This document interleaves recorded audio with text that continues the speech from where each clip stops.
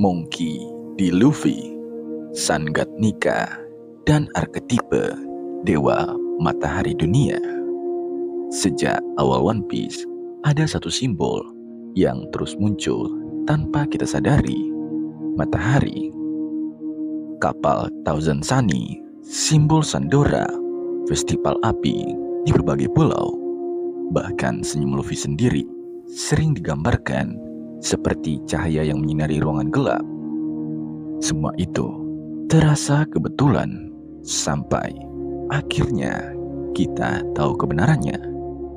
Luffy bukan pemakan buah karet biasa. Ia adalah pewaris Hitohitonomi model Nika.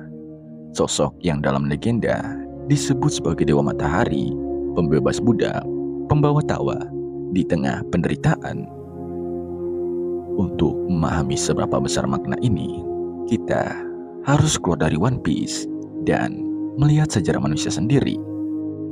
Hampir semua peradaban kuno menyembah matahari sebagai pusat kehidupan. Di Mesir, Ra adalah dewa tertinggi yang setiap hari berlayar melintasi langit dan setiap malam bertarung melawan ular kegelapan Apopis. Setiap fajar adalah kemenangan cahaya atas kekacauan. Di Yunani, Helios mengendarai kereta matahari melintasi cakrawala.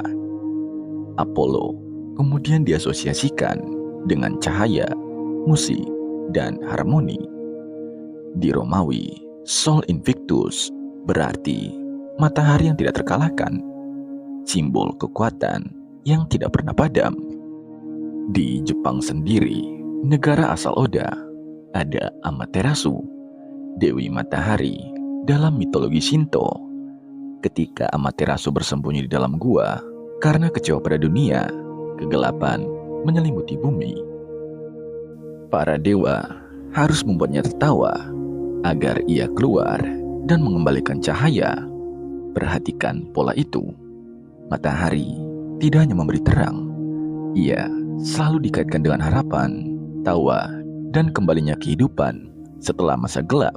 Setiap kali ia datang ke sebuah negeri, negeri itu berada dalam malam panjang.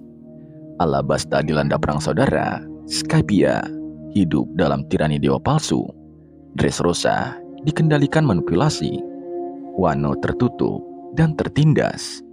Luffy datang, tertawa, menantang penguasa, dan pergi setelah fajar baru terbit.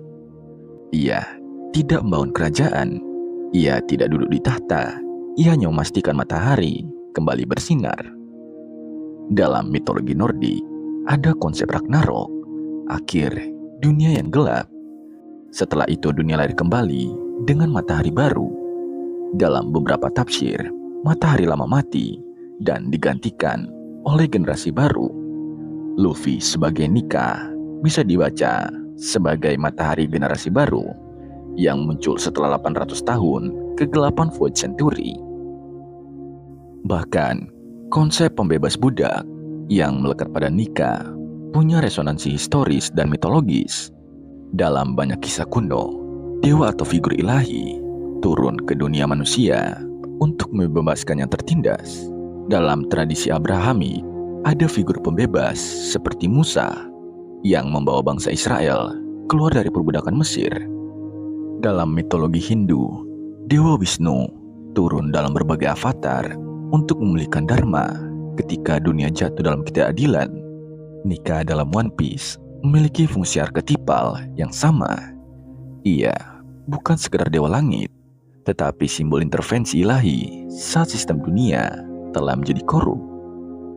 Dan kemudian kita sampai pada Gear 5. Transformasi Luffy bukan seperti Super Saiyan yang serius dan penuh aura kekuatan. Ia justru menjadi lebih bebas, lebih elastis, bahkan lebih kartun. Banyak orang awalnya menganggap ini aneh, tapi justru disinilah lapisan mitologinya semakin kuat. Dalam banyak budaya Afrika dan Karibia, ada figur dewa trickster seperti Anansi dan Legba. Mereka tertawa, menipu, bermain-main dengan hukum realitas, tetapi justru melakukan kekacauan itu untuk menghancurkan sistem lama. Trickster seringkali adalah agen perubahan kosmik. Gear 5 menjadikan Luffy seperti dewa trickster matahari. Ia tidak bertarung dengan kemarahan, tetapi dengan tawa. Ia mengubah medan perang menjadi panggung absurditas. Fisika melengkung mengikuti imajinasinya, seolah dunia sendiri mengakui kebebasannya. Kebebasan adalah kata kunci di sini. Dalam filsafat kuno, matahari sering diasosiasikan dengan pencerahan.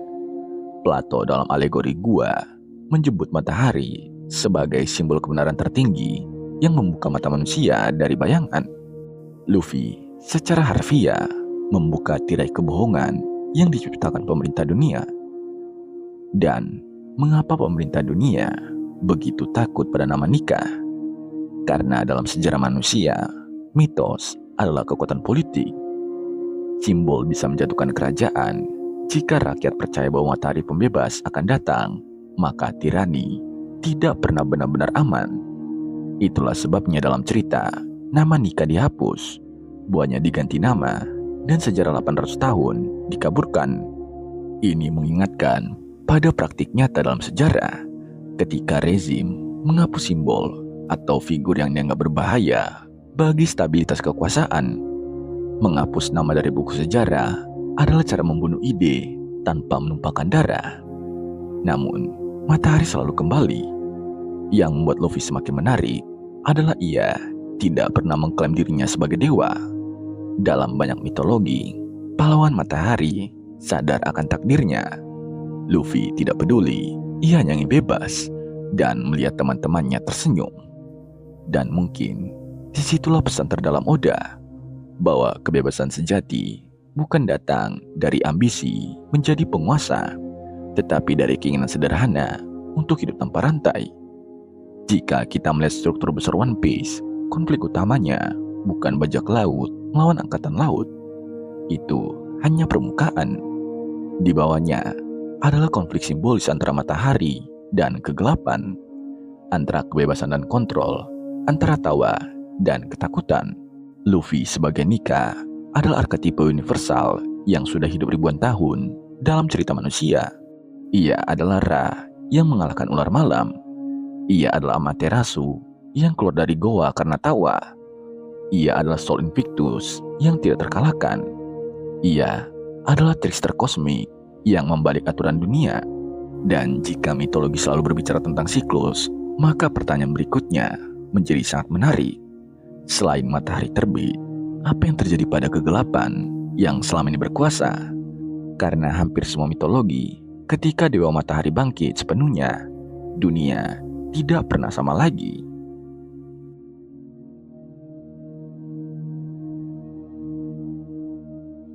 Jika Luffy adalah matahari yang membawa kebebasan, maka Enel adalah langit yang memaksakan kekuasaan.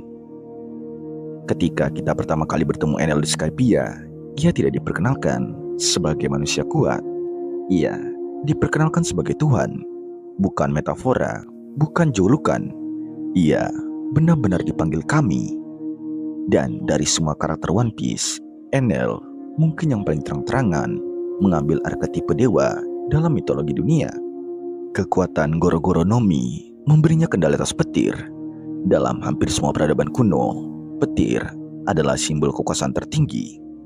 Petir datang dari langit, tidak bisa dicegah, tidak bisa dilawan oleh manusia biasa. Ia menghancurkan dalam sekejap. Di mitologi Nordik, Thor memegang palu Mjolnir dan mengendalikan badai. Ia adalah pelindung Asgard dan simbol kekuatan ilahi. Petir Thor bukan sekedar senjata, tapi legitimasi bahwa ia adalah penguasa langit. Di Yunani, Zeus memegang petir sebagai simbol supremasi absolut. Ketika Zeus melemparkan kilatnya, itu adalah keputusan akhir. Petir adalah hukum. Di Jepang, ada Raijin, dewa petir yang digambarkan membawa genderang besar di punggungnya. Setiap kali ia memukul genderangnya, petir menggelegar. Di Sun Enel, dengan lingkaran drum di belakang punggungnya, jelas mengingatkan pada Raijin. Bahkan visual lingkaran cahaya di belakangnya seperti halo dewa dalam ikonografi Asia Timur. Oda tidak menyembunyikan referensinya. Ia menyatukan Thor, Zeus, dan Raijin dalam satu karakter yang merasa dirinya pantas disebut Tuhan. Namun yang menarik bukan hanya kekuatannya, yang menarik adalah psikologinya. Dalam banyak mitologi, dewa petir sering digambarkan temperamental, cepat marah, dan merasa superior. Zeus menghukum manusia dengan kilat, Thor menghancurkan musuh dengan badai, Raijin membawa kehancuran sekaligus ketakutan. Enel memiliki sifat yang sama. Ia percaya bahwa ia bisa mengendalikan petir, maka ia adalah makhluk yang lebih tinggi. Ia duduk di atas awan, memandang manusia sebagai serangga. Ia menghukum dengan satu sambaran tanpa rasa bersalah. Langit dalam mitologi selalu memiliki posisi simbolis yang tinggi. Dalam struktur kosmos kuno, langit adalah domain para dewa, bumi adalah domain manusia, dan dunia bawah adalah tempat kematian. Enel secara harfiah tinggal di langit. Ia memisahkan dirinya dari tanah. Ia menempatkan dirinya di atas. Namun ada satu perbedaan besar antara Enel dan dewa-dewa mitologi sejati. Dewa dalam mitologi biasanya terikat pada kosmos. Mereka menjaga keseimbangan. Mereka bagian dari sistem besar alam semesta. Enel tidak menjaga keseimbangan. Ia hanya menjaga egonya. Disinilah Scapia menjadi arc yang sangat simbolis. Scapia adalah negeri di atas langit yang hidup dalam ketakutan terhadap Tuhan. Penduduknya menerima bahwa sambaran petir adalah kehendak ilahi. Tidak ada yang berani menentang. Ini sangat mirip dengan konsep teokrasi dalam sejarah manusia, di mana kekuasaan politik dibungkus legitimasi religius. Enel tidak hanya menggunakan petir untuk bertarung. Ia menggunakan mantra yang sebenarnya adalah Kenbunsoku Haki untuk mendengar suara orang-orang. Ini membuatnya tampak seperti makhluk maha tahu. Dalam banyak tradisi, kemampuan mengetahui segalanya adalah atribut ketuhanan. Ia menciptakan ilmu omniscience, dan dalam sejarah, ilusi ini sangat kuat. Banyak penguasa mengklaim dirinya dipilih oleh langit. Di Tiongkok kuno, ada konsep Mandate of Heaven. Kaisar dianggap memerintah atas izin langit. Jika bencana datang, itu tanda mandat dicabut. Enel membalik konsep itu. Ia menganggap dirinya langit itu sendiri. Lalu datang Luffy. Dan inilah momen simbolik yang sangat penting dalam struktur mitologi One Piece. Petir tidak bisa melukai karet. Secara ilmiah, itu penjelasan sederhana. Tapi secara simbolik, itu jauh lebih besar. Dewa petir, simbol kekuasaan absolut dan langit. Dewa petir, simbol kekuasaan absolut dari langit, tidak bisa melukai matahari kebebasan. Dalam banyak mitologi, matahari dan petir sama-sama simbol langit, tetapi memiliki makna berbeda. Petir adalah kekuasaan yang menghukum. Matahari adalah cahaya yang menghidupkan.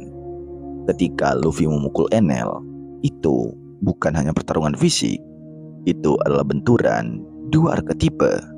Dewa palsu yang memerintah dengan ketakutan melawan simbol kebebasan yang tidak takut pada langit. Enel ingin pergi ke Fairyford, tanah suci di bulan. Ini juga bukan kebetulan. Dalam berbagai budaya, bulan sering diasosiasikan dengan dunia spiritual atau dimensi yang lebih tinggi. Enel melihat dirinya layak naik ke ranah para dewa. Namun ironisnya, ia dikalahkan oleh manusia yang bahkan tidak sadar dirinya membawa arketipe lebih besar. Jika kita tarik lebih dalam lagi, Enel adalah gambar tentang bagaimana manusia bisa merasa seperti Tuhan ketika memiliki kekuatan yang tidak dipahami orang lain. Petir di tangan manusia modern adalah listrik, teknologi, senjata. Ketika seseorang menguasai sesuatu yang tampak ajaib, ia bisa membangun kultus di sekelilingnya. Oda seperti sedang berkata bahwa kekuatan tanpa empati melahirkan tirani yang mengatasnamakan langit. Dan perhatikan kontras besar antara Enel dan Luffy. Enel memerintah dari atas, Luffy berdiri sejajar dengan orang-orangnya. Enel menghukum dengan petir, Luffy membebaskan dengan tawa. Enel ingin meninggalkan dunia menuju surga pribadi. Luffy ingin berlayar bersama teman-temannya. Dalam mitologi kuno, dewa petir sering kali akhirnya digantikan atau ditantang oleh generasi baru. Zeus menggulingkan Kronos. Dalam Ragnarok, dewa-dewa lama mati dan dunia diperbarui. Skypia adalah miniatur dari pola itu. Dewa palsu digulingkan, negeri kembali pada keseimbangan. Dan mungkin inilah pesan tersembunyi dari arc Skypia yang dulu sering diremehkan. Ia bukan sekedar petualangan di awan, ia adalah pertanyaan teologis dalam dunia One Piece. Bahwa kekuasaan yang mengklaim diri sebagai Tuhan bisa dijatuhkan. Bahwa langit bukan milik satu makhluk. Jika Luffy adalah matahari yang terbit membawa kebebasan, maka Enel adalah badai yang mengira dirinya abadi. Namun, badai selalu berlalu, dan matahari tetap bersinar.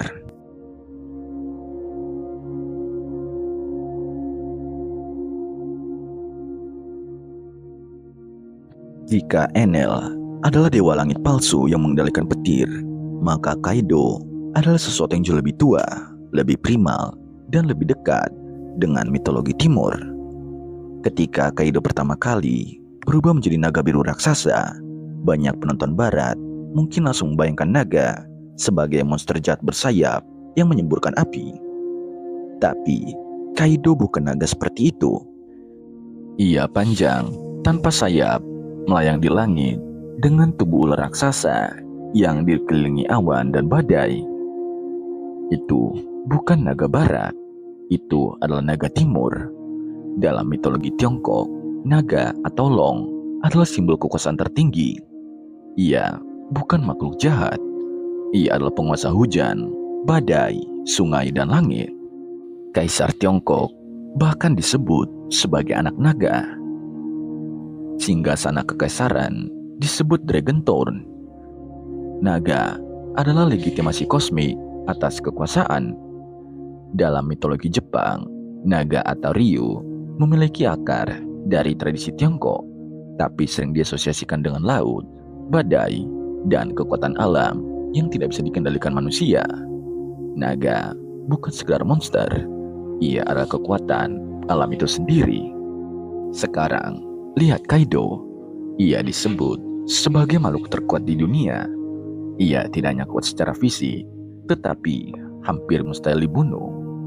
Ia mencoba bunuh diri berkali-kali dan gagal. Ia mengingatkan pada konsep makhluk kosmik yang berada di luar hukum manusia biasa. Dalam banyak cerita Asia, naga sering digambarkan sebagai makhluk yang hidup ribuan tahun dan memiliki kebijaksanaan atau kekuatan melampaui manusia. Namun Oda melakukan sesuatu yang menarik.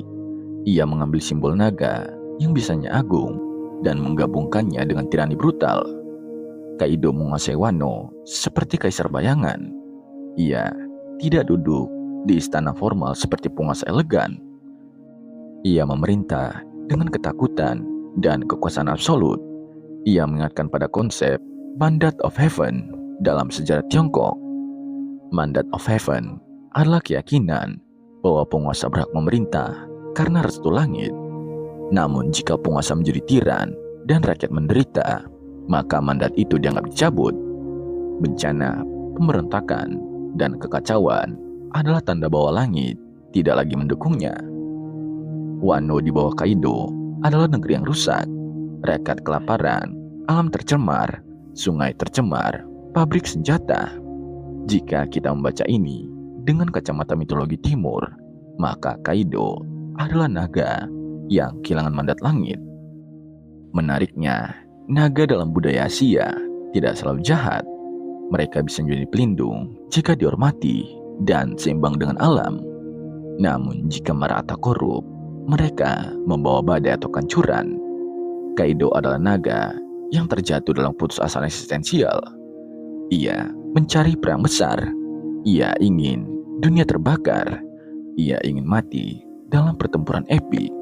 Ini bukan sekedar ambisi penjahat. Ini hampir seperti krisis makhluk kosmik yang tidak menemukan makna dalam keabadiannya.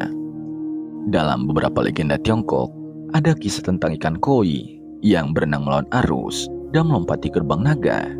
Jika berhasil, ia berubah menjadi naga. Ini simbol transformasi dan pencapaian tertinggi. Sekarang, bayangkan simbol itu dibalik. Kaido bukan makhluk yang berjuang naik. Ia sudah berada di puncak rantai makanan. Tapi ia tidak menemukan kedamaian. Ia seperti naga yang sudah mencapai langit, tapi kehilangan arah. Kontras antara Kaido dan Luffy menjadi semakin menarik jika kita melihatnya sebagai konflik mitologis. Naga Timur adalah simbol kekaisaran, stabilitas kosmik, dan kekuatan alam. Matahari adalah simbol kebebasan, kehidupan, dan siklus harian yang tidak terhentikan. Ketika Luffy dalam wujud Nika melawan Kaido dalam wujud naga, itu bukan sekedar pertarungan final arc Wano. Itu adalah benturan antara dua simbol besar dalam mitologi dunia. Naga yang melayang di awan melawan matahari yang terbit dengan tawa.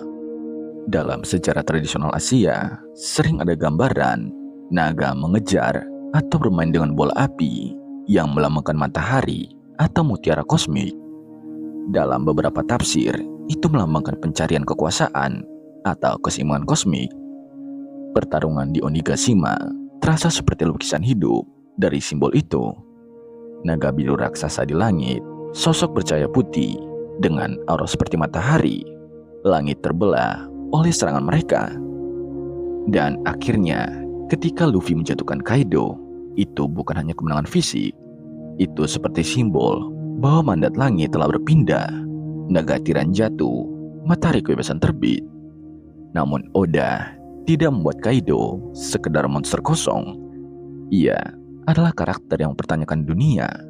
Ia percaya hanya kekuatan yang menentukan kebenaran. Dalam mitologi kuno, banyak naga adalah penjaga harta atau rahasia besar.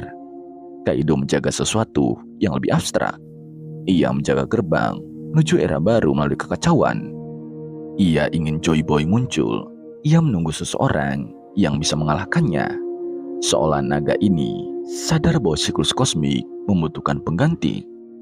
Dalam beberapa legenda, naga tidak mati sia-sia. Mereka menjadi bagian dari tanah, sungai, atau langit. Mereka melebur menjadi alam itu sendiri. Kaido jatuh ke lautan magma, elemen bumi dan api, seolah kembali ke unsur dasar dunia. Jika kita melihat struktur besar One Piece, maka Kaido adalah representasi kekuatan lama dunia, sistem brutal, kekaisaran, dominasi lewat rasa takut. Dan Luffy sebagai Nika adalah kekuatan baru, tawa dan kebebasan. Pertarungan mereka bukan hanya klimaks arc Wano, itu adalah simbol pergantian zaman. Dan jika negara timur telah jatuh, pertanyaannya menjadi semakin besar. Apakah masih ada entitas kosmik yang lebih tua dari naga dan matahari di dunia One Piece? Karena dalam banyak mitologi, setelah naga dan matahari berbenturan, biasanya masih ada satu kekuatan terakhir yang bersembunyi di balik bayangan langit.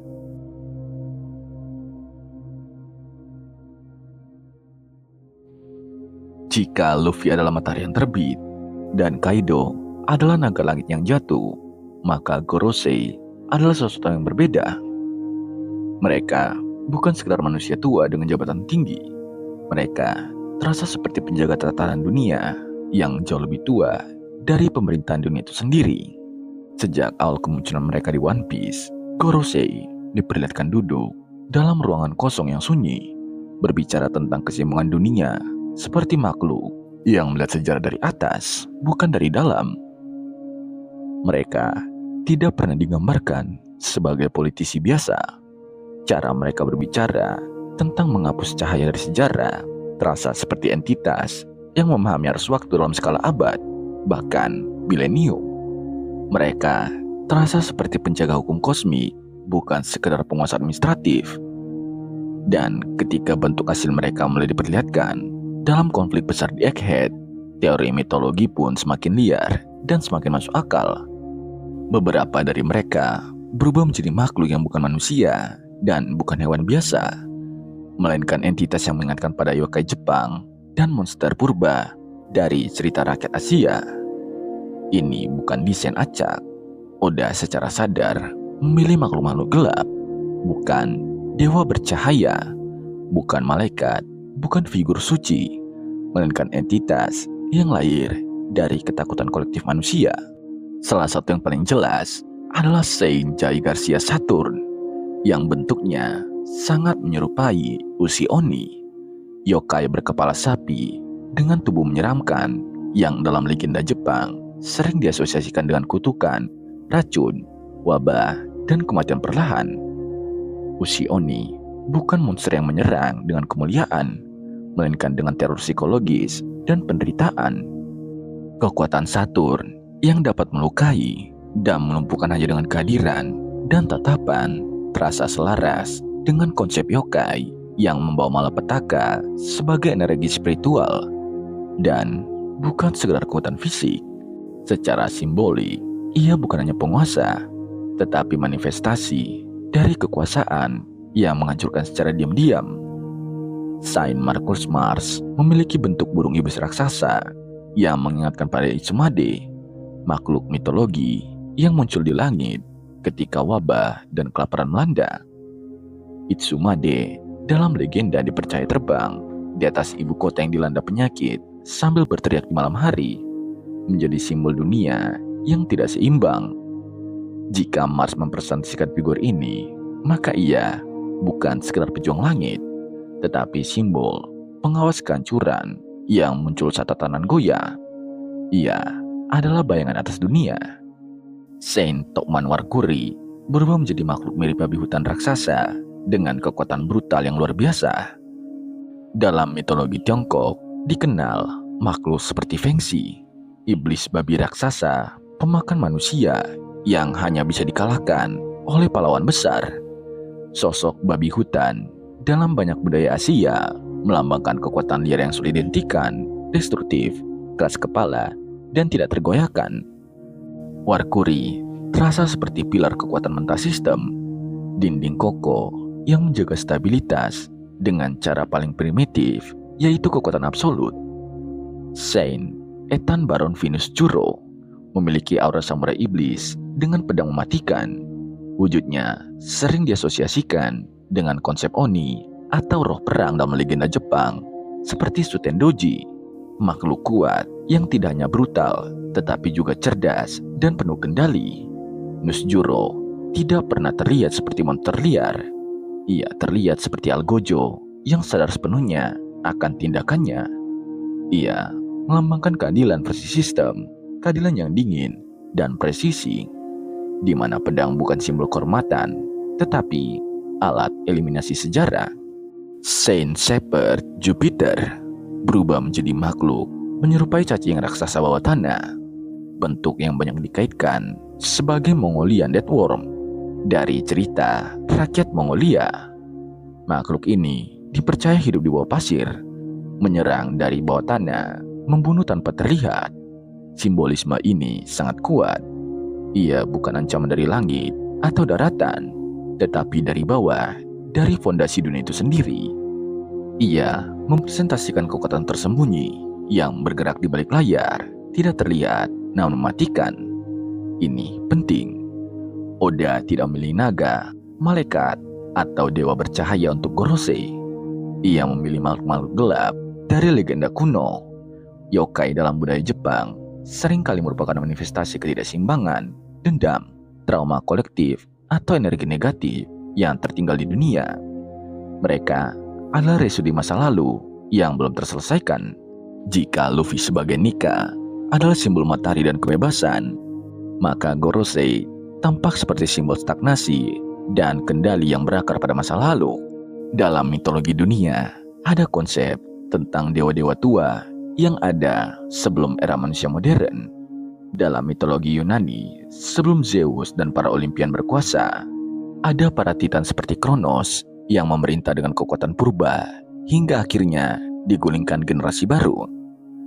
Dalam mitologi Mesopotamia, ada Tiamat, personifikasi lautan, kekacauan purba yang harus dikalahkan agar kosmik terbentuk. Dalam mitologi Nordik, ada Ymir, raksasa kosmik yang tubuhnya menjadi pondasi dunia setelah ia tumbang. Pola ini selalu muncul. Ada kekuatan lama yang menciptakan atau menguasai dunia, lalu suatu hari digantikan oleh generasi baru. Jika kita membaca One Piece dengan pola ini, Gorosei bisa jadi bukan sekedar pejabat. Mereka mungkin representasi generasi kekuatan lama yang bertahan sejak 4th century. Mereka bukan hanya pengatur politik, tetapi penjaga sistem kuno yang tidak ingin dunia berubah. Yang membuat teori ini semakin kuat adalah hubungan mereka dengan Imu. Mereka tunduk, dan ini tidak biasa. Dalam struktur politik normal, para tetua adalah puncak, tetapi di sini mereka bersujud pada satu sosok tersembunyi, yaitu Imu. Ini mengingatkan pada struktur mitologi, di mana bahkan para dewa tunduk pada entitas yang lebih primordial, sesuatu yang lebih tua dari generasi dewa manapun. Dalam banyak kosmologi kuno, angka 5 melambangkan keseimbangan unsur dan penjuru dunia. Dalam filsafat Tiongkok, ada konsep 5 elemen yang menjaga harmoni alam. 5 arah kosmik terdiri dari timur, barat, utara, selatan, dan pusat. 5 penjaga, 5 pilar. Gorosei berjumlah 5. Apakah ini kebetulan atau mereka memang dirancang sebagai 5 pilar sistem dunia yang menopang struktur lama? Secara simbolik, mereka jarang bergerak. Mereka duduk dan memutuskan takdir dari balik tirai. Dalam banyak mitologi, dewa tua tidak selalu turun ke medan perang. Mereka mengatur keseimbangan dan menentukan siapa yang boleh hidup dalam catatan sejarah. Konsep ini juga memiliki kemiripan dengan Archons. Dalam tradisi Gnostik, entitas kosmik yang menjaga dunia material dan membatasi manusia agar tidak mencapai pencerahan sejati. Mereka bukan pencipta tertinggi, tetapi penjaga sistem yang mempertahankan ilusi. Jika Luffy sebagai Nika adalah simbol pembebasan dan cahaya, maka Gorosei dapat dibaca sebagai penjaga sistem yang mempertahankan dunia dalam keterbatasan dan kebohongan sejarah. Menariknya, bentuk mereka tidak agung seperti Dewa Olympus. Mereka lebih menyerupai monster purba, seolah memberi pesan bahwa sistem dunia tidak dijaga oleh cahaya, tetapi oleh bayangan yang sangat tua. Dalam banyak kisah kosmik, kekuatan lama selalu takut pada perubahan. Titan takut pada Olympian, Kronos takut pada Zeus. Generasi lama selalu tahu bahwa suatu hari akan ada matahari baru yang menggantikannya. Dan di dunia One Piece, matahari itu telah terbit kembali setelah 8 abad. Ketika Nika bangkit kembali, reaksi Gorosei bukan sekedar reaksi politik terhadap bajak laut kuat. Itu adalah reaksi eksistensial terhadap simbol kuno yang mereka coba hapus dari sejarah. Mereka tidak takut pada Luffy sebagai individu. Mereka takut pada makna yang ia wakili. Jika teori ini benar, maka konflik akhir One Piece bukan hanya perang fisik. Itu adalah benturan arketipe mitologi. Matahari pembebas melawan entitas kuno penjaga sistem lama. Dan pertanyaan terbesar yang masih menggantung adalah ini. Apakah Gorosei benar-benar manusia yang memakan buah iblis mitologi? Ataukah mereka sesuatu yang jauh lebih tua? Entitas purba yang telah mengenakan wajah manusia selama berabad-abad untuk menjaga dunia tetap dalam bayangan.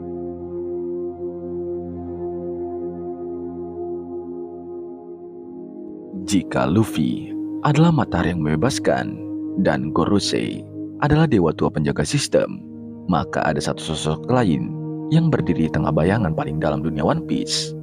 Sosok itu adalah Marshall D. Teach, yang lebih dikenal sebagai Blackbeard. Sejak awal kemunculannya di One Piece, Blackbeard selalu terasa berbeda. Ia bukan hanya bajak laut ambisius. Ia seperti anomali dalam sistem dunia. Cara berbicara tentang takdir, mimpi, dan era baru terasa seperti seseorang yang memahami arus sejarah tetapi tidak berpihak pada kebebasan seperti Luffy. Ia ingin kekuasaan. Namun teori paling liar dan paling menarik tentang dirinya bukan soal ambisi, melainkan soal identitas. Teori Cerberus. Dalam mitologi Yunani, ada makhluk bernama Cerberus. Anjing berkepala 3, penjaga gerbang dunia bawah, milik Hades. Cerberus bukan sekedar monster, ia simbol penjaga antara hidup dan mati. Ia berdiri di ambang batas dua dunia. Dan anehnya, banyak pola Blackbird yang terasa selaras dengan simbol ini. Pertama, bendera bajak laut Blackbird. Jolly Roger miliknya menampilkan tengkorak dengan 3 kepala. Ini bukan desain acak. Oda jarang menggambar simbol tanpa makna. 3 kepala bisa saja hanya estetika. Tetapi dalam dunia One Piece yang penuh referensi mitologi, angka 3 selalu mencurigakan.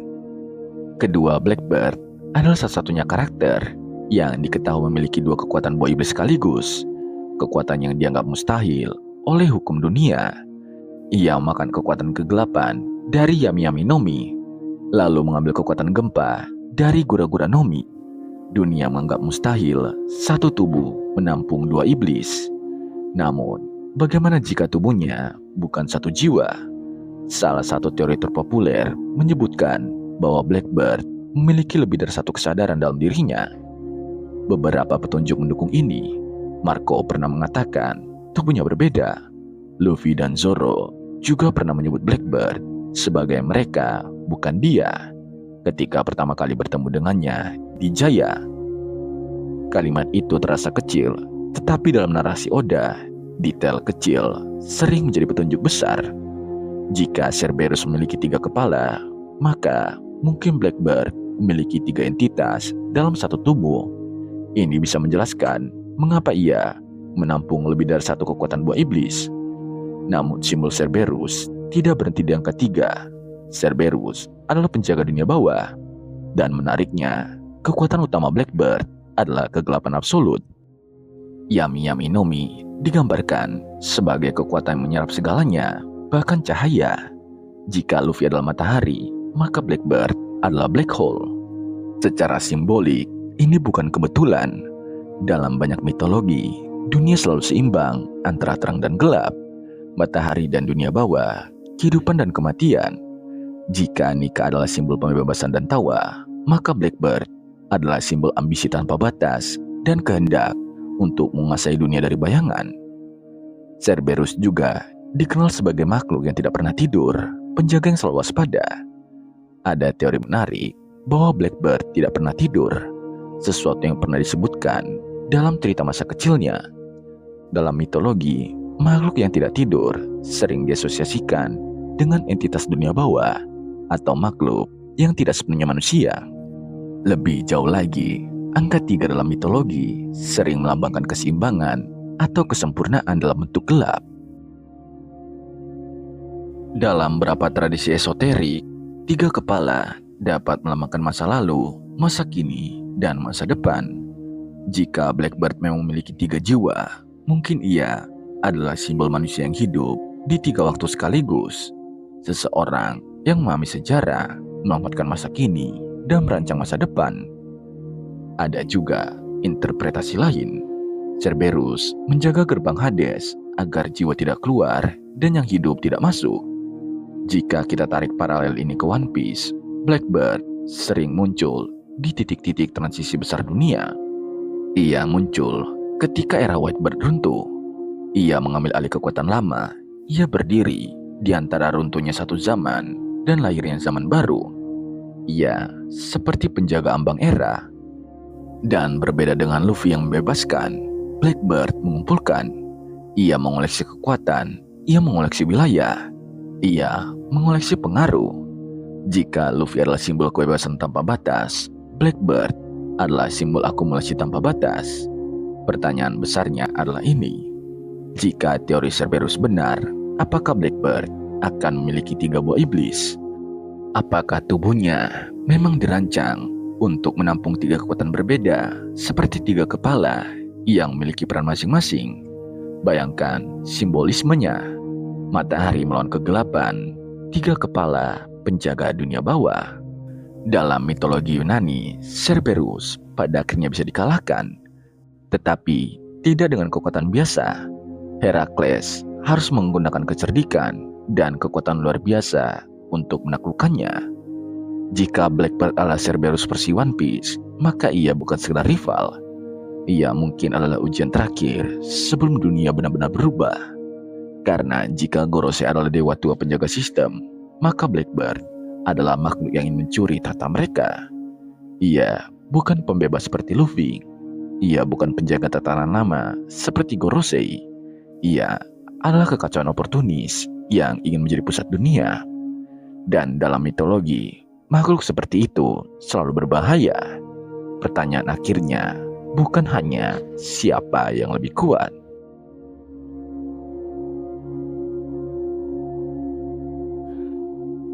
Jika Joy Boy adalah harapan yang hilang dari masa lalu, maka ada satu nama yang berdiri di puncak bayangan dunia saat ini. Nama itu adalah Imu. Dalam struktur kekuasaan dunia One Piece, Gorosei terlihat seperti puncak otoritas. Namun kemudian terungkap bahwa mereka bersujud kepada satu sosok yang duduk di tahta kosong. Simbol yang seharusnya melambangkan tidak adanya raja dunia. Fakta bahwa Imu duduk di sana menghancurkan ilusi tersebut. Imu bukan sekedar penguasa rahasia, ia adalah rahasia itu sendiri. Sejak kemunculannya, Imu tidak pernah diperlihatkan secara jelas. Wajahnya tersembunyi, suaranya misterius, identitasnya dikaburkan. Dalam banyak mitologi, entitas tertinggi atau paling purba seringkali tidak memiliki bentuk yang mudah dipahami manusia. Mereka adalah bayangan, suara atau simbol. Ada teori menarik yang mengaitkan nama Imu dengan Umi, yang dalam bahasa Jepang berarti laut. Jika ini bukan kebetulan, maka simbolismenya sangat besar. Dunia One Piece adalah dunia lautan. Laut adalah batas, penghalang, dan sumber kekuatan sekaligus. Buah iblis melemahkan pemakannya di laut. Pemerintah dunia menguasai lautan melalui angkatan laut. Bagaimana jika Imu adalah personifikasi dari kekuasaan atas laut itu sendiri? Dalam mitologi Yunani, ada Poseidon, dewa laut yang mengendalikan samudera dan gempa. Dalam mitologi Mesopotamia ada Tiamat, personifikasi laut purba yang melambangkan kekacauan awal sebelum kosmos dibentuk. Dalam mitologi Nordik ada Aegir, raksasa laut yang menguasai kedalaman. Laut dalam banyak budaya adalah simbol kekuatan primordial, sesuatu yang ada sebelum peradaban. Jika Joy Boy terhubung dengan matahari dan kebebasan, maka Imu bisa jadi adalah simbol kedalaman dan kendali. Matahari menerangi permukaan, laut menyembunyikan rahasia di bawahnya. Ada juga kemungkinan lain yang lebih kosmik. Imu mungkin bukan sekedar dewa laut, melainkan arketipe entitas primordial, sesuatu yang berada sebelum sistem dunia saat ini terbentuk. Dalam banyak kosmologi kuno, ada konsep entitas pertama yang berdiri di atas para dewa. Dalam tradisi Gnostik, dikenal konsep monad atau sumber tertinggi yang melampaui ciptaan. Dalam mitologi Yunani, sebelum para Olimpian, ada chaos, kekosongan awal yang tidak terbentuk. Imu duduk sendirian. Kesendirian ini penting secara simbolik. Entitas kosmik tertinggi sering digambarkan terpisah dari dunia, tidak terikat oleh hukum yang berlaku bagi makhluk lain. Gorosei bersujud kepadanya, seolah mereka hanyalah perpanjangan kehendaknya. Yang membuat Imu semakin menyeramkan adalah kemampuannya menghapus pulau dari peta dunia. Kerajaan Lulusia dihancurkan bukan dengan peran biasa, melainkan dengan kekuatan yang terasa seperti senjata dewa. Ini bukan kekuatan politik, ini kekuatan kosmik. Jika kita membaca pola mitologi, ketika entitas lama merasa terancam oleh kebangkitan figur mesianik, ia akan mencoba menghapus ancaman itu sepenuhnya. Dalam banyak kisah apokaliptik, kekuatan gelap mencoba membunuh bayi yang diramalkan akan menggulingkannya. Imu tampaknya memahami arti nama Di lebih dalam daripada siapapun. Ia menyimpan potret tokoh-tokoh penting seperti Luffy dan Blackbird, seolah ia telah hidup cukup lama untuk menyaksikan siklus sejarah berulang. Dan disinilah muncul teori ekstrim. Bagaimana jika Imu berasal dari Void Century? Bagaimana jika ia adalah bagian dari 20 kerajaan yang mengalahkan Joy Boy? Atau lebih jauh lagi, bagaimana jika ia adalah entitas yang bahkan tidak sepenuhnya manusia.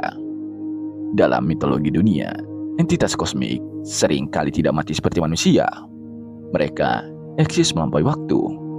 Dalam mitologi Lovecraftian, ada konsep dewa-dewa kuno yang tidur dan bangkit ketika waktunya tiba. Dalam tradisi kuno timur, ada naga atau makhluk laut purba yang bersembunyi di kedalaman, mengendalikan takdir dari bawah permukaan.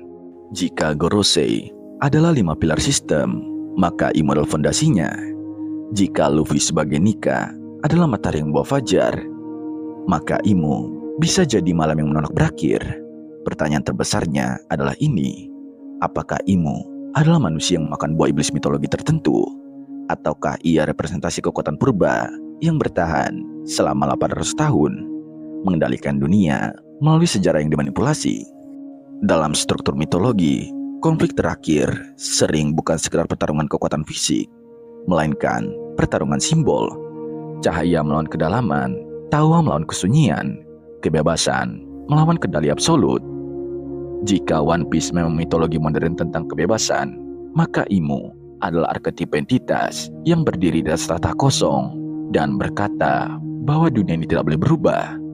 Dan ketika matahari benar-benar terbit sepenuhnya, hanya ada 2 kemungkinan: entitas kosmik itu akan runtuh bersama sistem yang ia jaga, atau dunia akan menyadari bahwa bayangan selama ini ditakuti ternyata bukan takdir, melainkan tirani yang terlalu lama dibiarkan hidup. Dan terima kasih.